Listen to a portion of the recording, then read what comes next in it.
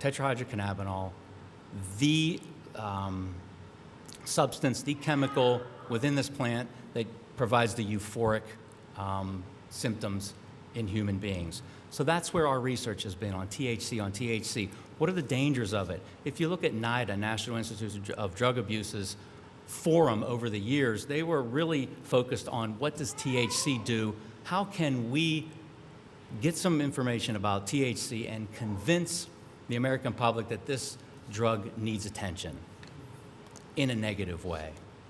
However, CBD was isolated and put to some research, and it was discovered that CBD does not have the psychoactive effects that THC does, and it provides a lot of the medicinal therapeutic qualities that we're looking for and the anecdotal stories that we're hearing from people whose anxiety is relieved, whose Crohn's disease flare-ups go down, whose status epilepticus goes away, whose migraines go away, whose cancer cells diminish. All of these potential uses for the drug that are out there.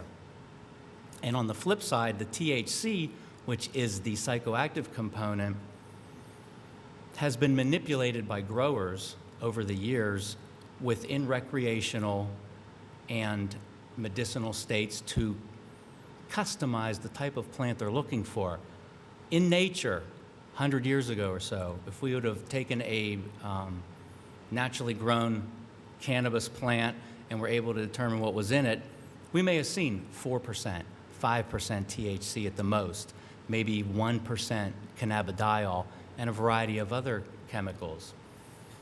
But selective breeding has led to plants that can contain 80, 90% THC, which the way the plant evolves, if you grow in more THC, CBD is pushed out of the plant. They are kind of two opposing chemicals within the plant that are a natural buffer system chemically within the plant. So the more THC we get more psychoactive effects, the less therapeutic cannabidiol effects we're going to see. And that has been the tale for a number of years now, where the focus was to get highly potent THC medications because that is what we could focus on. But now the science is saying, we know what CBD is, we're trying to figure out what that part of the chemical does. That is the isolate we need to work towards making medicine and medicinal products. If you walk into a dispensary in a legalized state, or you get a recommendation from your doctor to get medical marijuana, you have an option. You have a choice of 5% THC, 20, 30, 50, 60, and agents that work in this field that will tell you this particular strain with this particular percentage is good for this symptomology, that symptomology, PTSD, anxiety, as opposed to the indica or CBD type strains that are better for gastrointestinal disorders or maybe even some seizure disorders.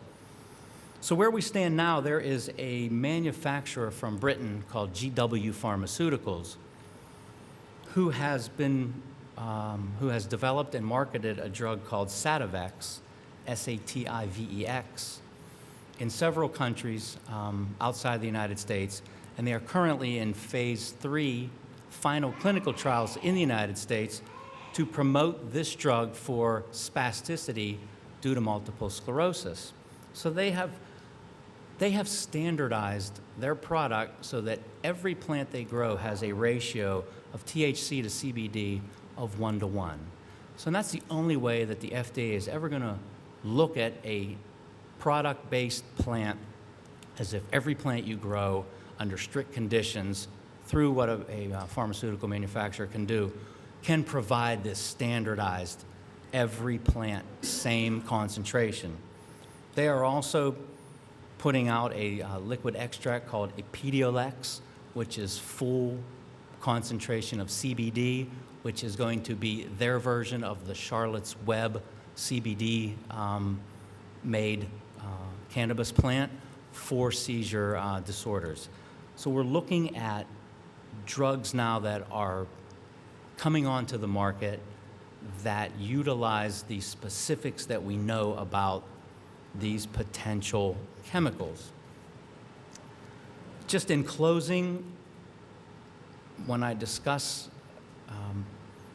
the marijuana controversy with people, which I do on a daily basis, if you've got younger children who don't see the harm in it, if you've got young adults that you'll get it out of their dying hands kind of thing, they have to be aware, and we should know that anything that's recreationally used without a true purpose in these high concentrations of THC is ultimately dangerous. That is not, and I think everybody's echoed that, that is not the medical approach that we're looking for. But be aware that it is happening.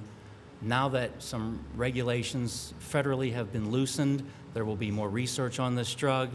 And I think once everybody gets a chance to find out where they are on the board and where they can cash in or catch up and where their place will be, then we'll see a little more forward movement on nationwide acceptance of this chemical as a true medicine. Thank you.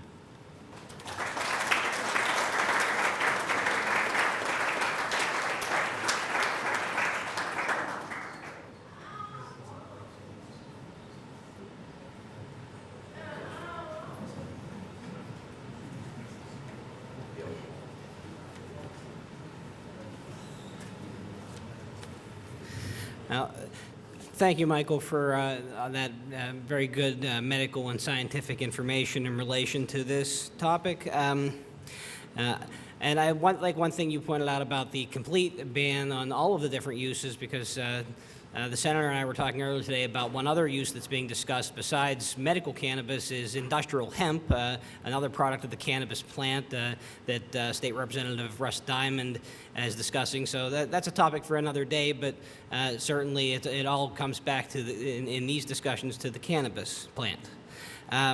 I do want to point out, for those of you here in the audience, you were given these green papers, hopefully on your way in. If you didn't get them, these are for your questions. If you have questions for our panel, please fill these out. If you don't have a pen, there are some back in the back. If you didn't get a paper but have a question, raise your hand. Somebody can make sure you get one. We'll start collecting these after our next speaker, and then we'll continue collecting them through, and then I will be reading the questions to our panelists. If you want to direct them to a specific panelist, please mark the name of the person you want the question directed to first. So we're going to move forward now, and next we have Attorney Patrick Nightingale. Attorney Nightingale is a criminal defense attorney and an outspoken proponent for medical cannabis here in Pennsylvania. So Attorney Nightingale.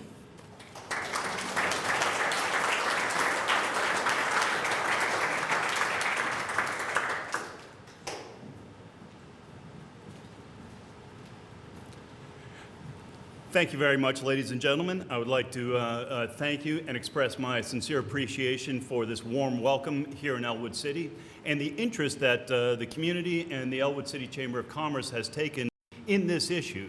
Because I think that one of the things that we haven't really talked about yet is that we do have legislation that's pending in the Pennsylvania legislature. It has considerable support amongst both the Republicans and the Democrats in both the House and the Senate. And I would expect, and Senator Fulmer can correct me if I'm wrong, but I would expect that we will see some type of viable version of Senate Bill 3 coming up before Governor Wolf's consideration before the end of 2015. That's how far along and how progressed we are with this legislation. So on the one hand, it kind of surprises me that I'm coming here and we're having this discussion about whether or not cannabis is efficacious as a medicine. Part of the discussion this evening would have me believe that we are discussing this in a vacuum, that no other state in the United States has already gone down this path, that no other citizens, that no other Americans are benefiting from medicinal cannabis, that there aren't already hundreds of thousands, if not millions, of your fellow American citizens who have a non-toxic treatment alternative that they can discuss with their physician, and they can use that non-toxic treatment alternative to their benefit. You know, that is what is going on right now, ladies and gentlemen. We have 23 medicinal marijuana states in the United States. The District of Columbia has just legalized recreationally. We have a number of other countries, including Canada and Israel, that permit medical marijuana. We are not coming at this in a vacuum. We are not coming at this without a tremendous amount of anecdotal evidence, scientific evidence, and hundreds, literally hundreds, of double-blind, placebo-based clinical studies of the type that is submitted for FDA approval. Now, I'd like to talk about the FDA for just 1 second because, you know, obviously anyone who's involved with medicine or pharmacology is going to say, well, where's the FDA position on this? We have heard that from the chair of the Pennsylvania Health Committee in the House, Matt Baker. He would not allow the bill to move forward despite 85% public support for medicinal cannabis in the Commonwealth of Pennsylvania because he wanted to wait for FDA approval. Well, one of the things that is required for FDA approval is you have to hold a patent. You have to hold a patent on the substance that you want to have approved for a medication. And ladies and gentlemen, can you guess who holds the patent on cannabinoids as a medicine? Anybody? Show of hands. In the back. The United States government holds patents on marijuana for its neuroprotectant and antioxidant properties. That's right, the United States government holds a patent on cannabis because it repairs brain trauma. Your government, which also calls cannabis a Schedule I controlled drug. Schedule I means that cannabis has no medical benefit whatsoever and a high potential for abuse. Now, I would be happy to debate the abuse issue with our friend from Greenbrier all day long, but I don't believe that that is why we are gathered here to discuss this issue. But a Schedule I controlled substance means that federal funding is not available for researchers to study cannabis. Well, you're probably saying, well, Mr. Nightingale, isn't cannabis Schedule I for a reason? I mean, they wouldn't have just made it Schedule I for out of the clear blue sky, right? Well, they did. Here's how cannabis became Schedule I. President Nixon launched the war on drugs in 1970. There are a number of political reasons why he did so, rising drug use in the military and the anti-war movement. But one of the drugs that was being included in the Controlled Substances Act was cannabis, marijuana. But the Controlled Substances Act had a list of schedules, Schedule 1, 2, 3, 4, and 5. And they were putting drugs in various schedules depending on their relative use and abuse. Cocaine, for example, was Schedule 2 because even though they knew it was highly addictive, it did have some medical use in hospitals for numbing airways for intubation. Morphine was Schedule 2 because it has medical benefit. The heroin version of the opioid was Schedule 1, but morphine was Schedule 2. Marijuana, where do we put it? So President Nixon turned to his good friend, Raymond Schaefer, former Pennsylvania governor from Meadville, Crawford County, Republican. And President Nixon said to former Governor Schaefer, Governor Schaefer, I need you to head up a commission, and I need you to do a study, and I need you to tell me just how dangerous marijuana is so we know what schedule to put it in. In the meantime, it was just put in Schedule 1. So Governor Schaefer did his job. He assembled his commission. It's called the Schaefer Commission on Marijuana and Drugs of Abuse. It is the only governmental study that was conducted by the Nixon administration or Congress at the time that marijuana was being placed into the Controlled Substances Act, the only one. Governor Schaefer came back to President Nixon, and his findings caught President Nixon off guard. Governor Schaefer said that from his review, that marijuana should be taxed and regulated in a manner similar to alcohol because of its low potential for harm to the user. President Nixon didn't like that. It's been Schedule I ever since. That, ladies and gentlemen, is why marijuana is Schedule I. That is why federal funding is not available to study marijuana. That is why we have to rely on researchers in Israel to apply our federal dollars to unlock the genetic sequence of the cannabis plant and discover THC, cannabidiol, the endocannabinoid system, and to literally lead the world on existing medical research on medicinal cannabinoids. So when we talk about, well, wait a minute, we need to wait for the FDA. Well, wait a minute, some pharmaceutical company is making some chemicals together and that's going to be our savior. The question that I ask, ladies and gentlemen, is why? Why must we wait for that? You know, one of the things that Senator Fulmer touched on, and I'm going to try to emphasize as much as I possibly can right now, it is non-toxic. You cannot die from cannabis. You cannot overdose on cannabis. Its LD50 rating is so low that it would require literally ingesting 1,500 pounds of cannabis in a single day to achieve a lethal overdose. Think about that for a second. 1,500 pounds of weed in a day. You're more likely to die from tripping over a bale of it or having someone drop it on your head than from ingesting it.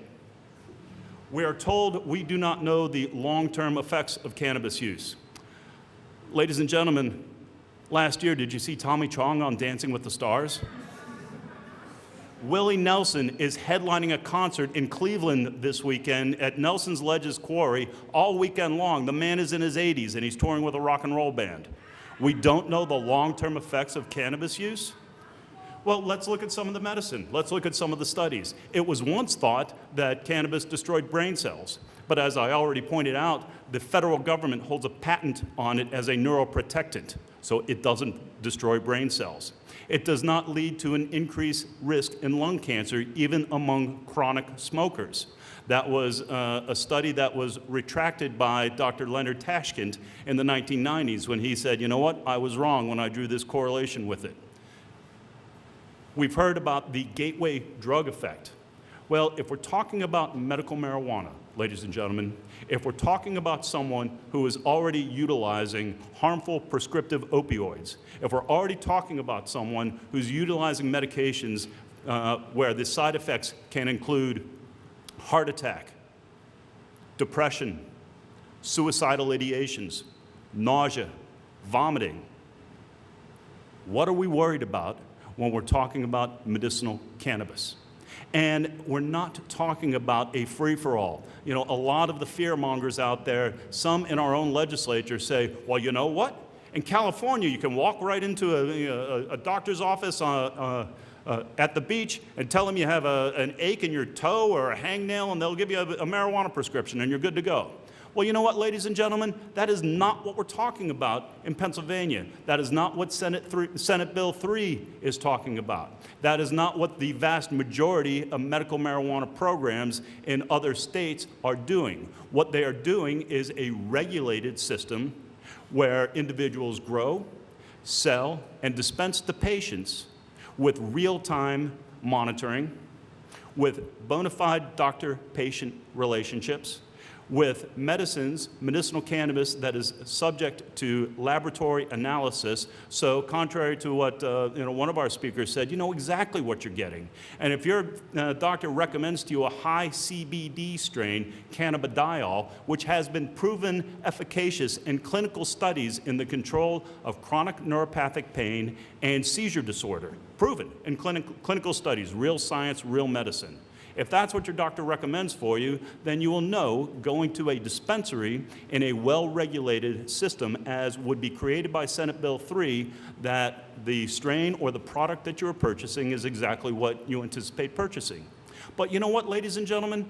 Cannabidiol, CBD, might not work for everybody. It is not 100% effective for people with seizure disorder or the treatment of chronic pain. So that person may require something or may prefer something higher in THC. Some patients may choose an oil or a tincture based. Some others may prefer a concentrated base to consume via vaporization. Unfortunately, contrary to what our one speaker said, there is no marijuana out there with a THC of 80 or 90%. Doesn't exist. The highest is around 32%. I saw one at 40%.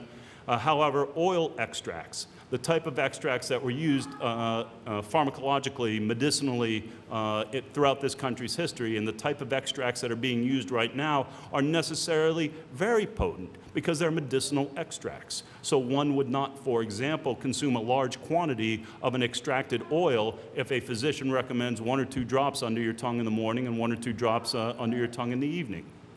Obviously, there is an issue with potential harm to children through recreational use. No one in the cannabis advocacy lobby across the country is suggesting that we need to legalize marijuana so our teenagers can get more of it. What I can tell you is that our current system of prohibition has absolutely zero effect on protecting teenagers from using controlled substances, whether it's marijuana, heroin, OxyContin, or any other widely available street drugs. What I can tell you, however, is that according to a December 2014 Washington Post article, there has been no statistical increase in teen marijuana abuse in states that have legalized medical marijuana.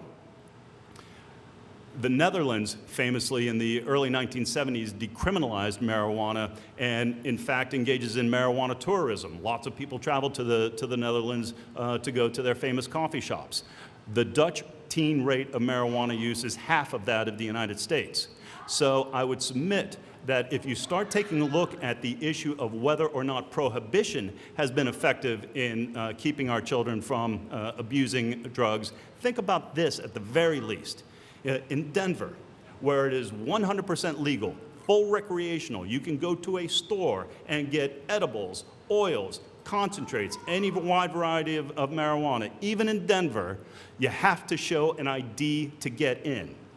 When I was in high school in 1983, I did not show an ID to the guy in my locker next to me. I got the marijuana from him, and to the extent that it was a gateway drug, you know what? He sold cocaine too. There's your gateway. That's your gateway. Let's talk about harm prevention.